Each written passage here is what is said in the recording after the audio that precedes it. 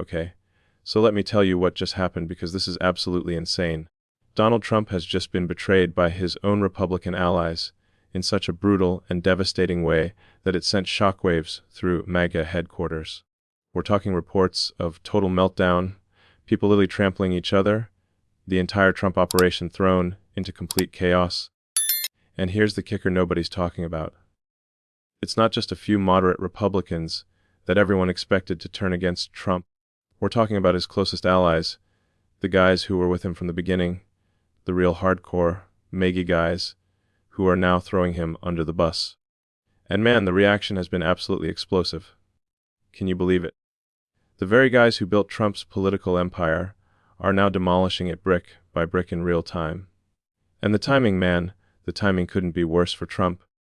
We're a few months away from the Republican primaries. He's dealing with multiple criminal charges. And now this. Devastating. Simply devastating. But here's where it gets even wilder. According to sources familiar with the matter, this betrayal didn't happen overnight. It's been building for months behind the scenes, with secret conversations, private meetings, and what experts are calling a coordinated plan to remove Trump from Republican leadership once and for all. Witnesses described tense meetings where key figures in the MAGA movement were whispering about how Trump has become a toxic political liability they can no longer defend. And here's what's truly shocking. According to reports in the Wall Street Journal, some of Trump's biggest donors, guys who poured millions of dollars into his political machine, are now redirecting funds to other Republican candidates. We're talking about people who literally funded Trump's political rise and are now cutting off his financial oxygen. Now let me explain why this matters so much, because the implications of this are absolutely seismic for the future of the Republican Party. First, Trump has always based his political power on absolute loyalty. He transformed the Republican Party into a personality cult where questioning Trump was equivalent to political betrayal. But when his own allies begin to turn against him, this entire power structure crumbles like a house of cards. Second, this signals to other Republicans that it's okay to abandon Trump. It's like when a dam breaks. First it's just a small hole, but then it becomes a devastating flood. Third, and perhaps most importantly, this shows that Trump may have finally lost control of the narrative within his own party. For years, he managed to control the Republican message through intimidation, threats, and brutal political pressure. But when his own allies stop being afraid of him, this entire system of control disintegrates. And the reaction on social media has been absolutely explosive. Twitter is literally on fire, with Republicans attacking each other, with hashtags like #TraitorRhinos and Trump betrayal trending nationally.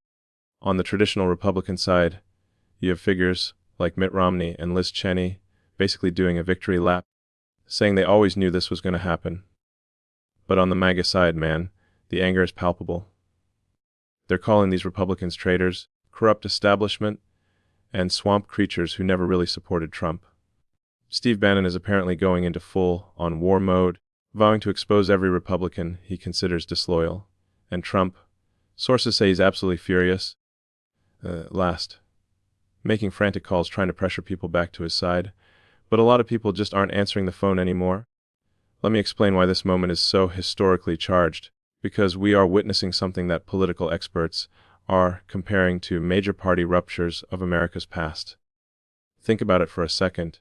The Republican Party has undergone dramatic transformations before, from the Lincoln era to the Reagan era, but never in modern history has a party leader lost control so quickly and brutally.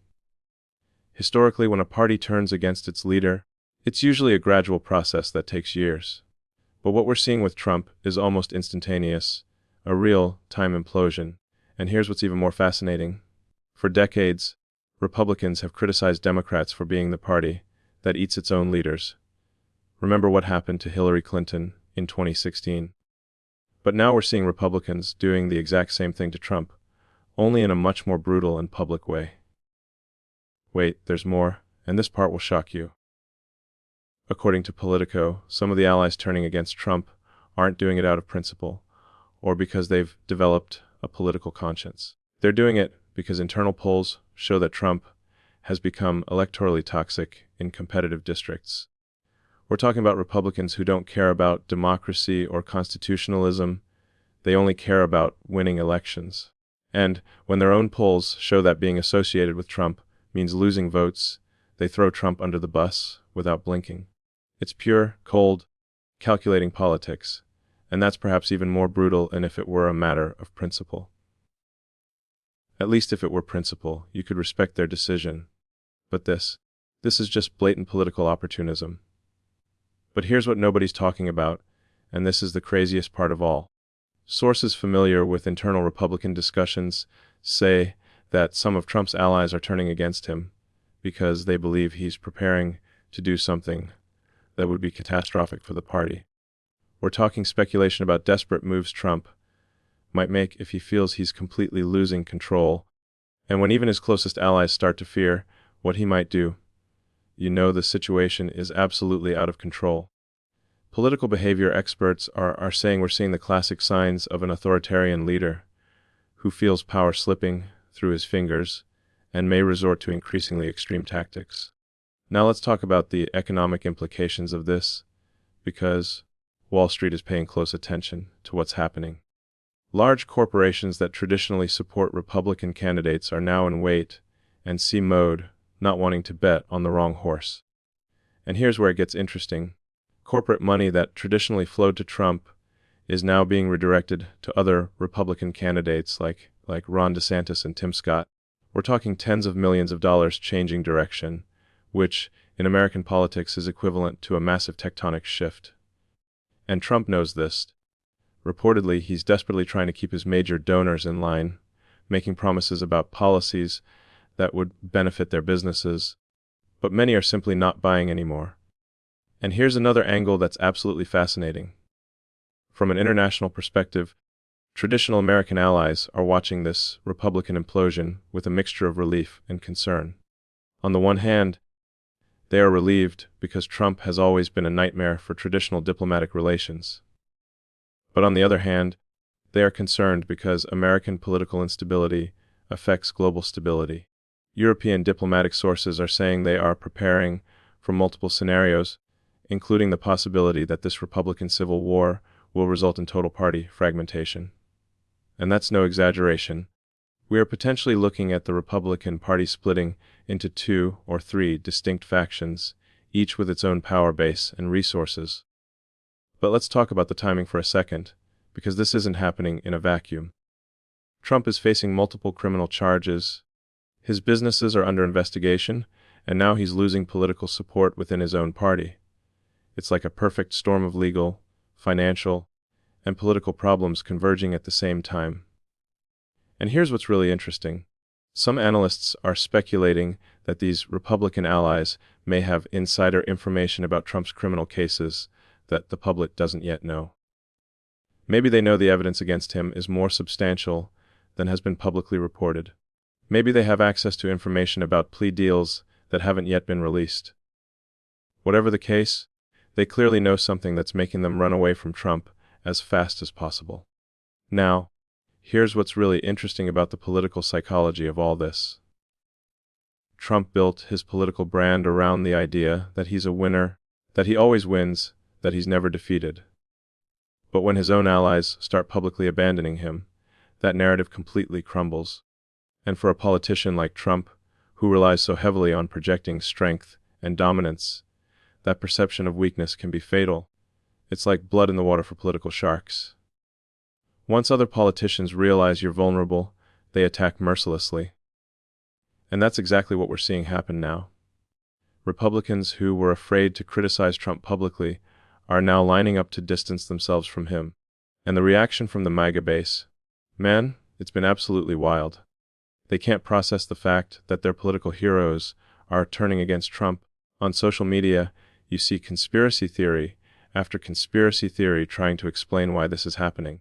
Some are saying it's all part of a deep state plan to destroy Trump.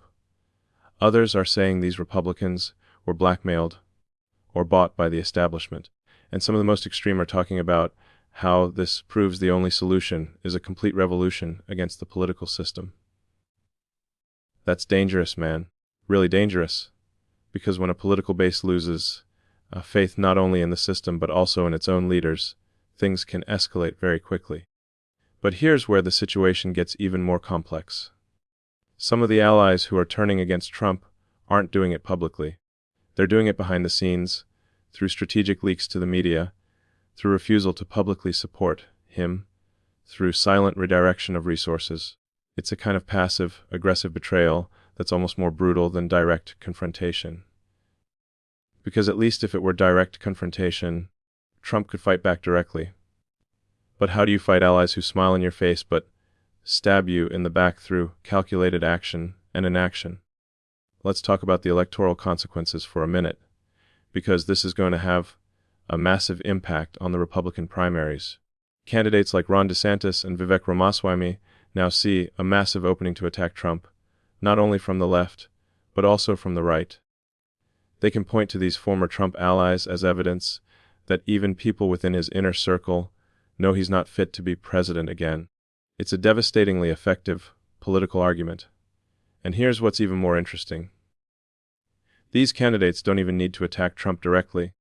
They can simply amplify the voices of these Republican allies who are turning against him. It's outsourcing politics, where you let others do the dirty work for you.